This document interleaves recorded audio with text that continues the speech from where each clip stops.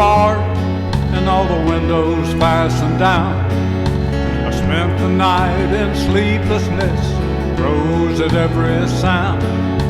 Half in hopeless sorrow, half in fear the day would find the soldiers breaking through to drag us all away. Then just before the sunrise, I heard something at the wall. The gate began to rattle and a voice began to call. I hurried to the window, looked down into the street, expecting swords and torches and the sound of soldiers' feet. There was no one there but Mary, so I went down to let her in. John stood there beside me as she told us where she'd been. She said they'd moved him in the night and none of us knows where. The stone's been rolled away, now his body isn't there. We both ran toward the garden and John ran on ahead. We found the stone and the empty tomb just the way that Mary said. But the winding sheet they wrapped him in was just an empty shell. And how or where they'd taken him was more than I could tell.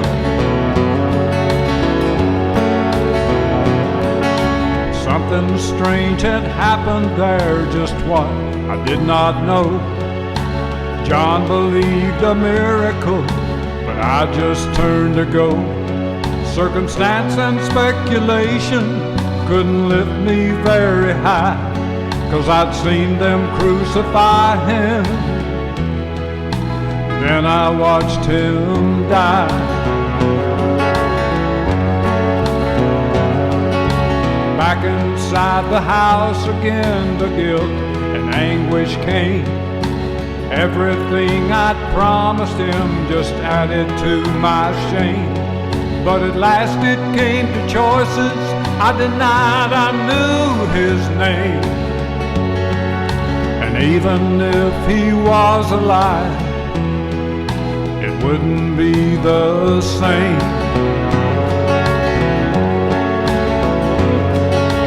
Suddenly the air was filled with a strange and sweet perfume. Light that came from everywhere drove shadows from the room. Jesus stood before me with his arms held open wide, and I fell down to my knees and clung to him and cried. Raised me to my feet, and as I looked into his eyes, love was shining out from him like sunlight from the sky. Guilt in my confusion disappeared in sweet release,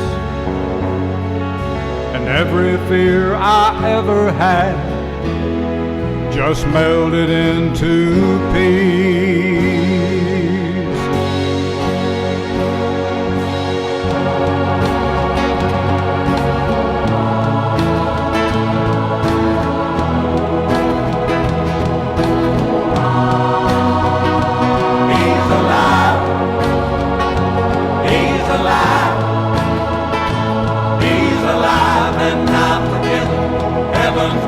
Are open wide. He's alive. He's alive. He's alive and not forgiven. Heaven's gates are open wide. He's alive.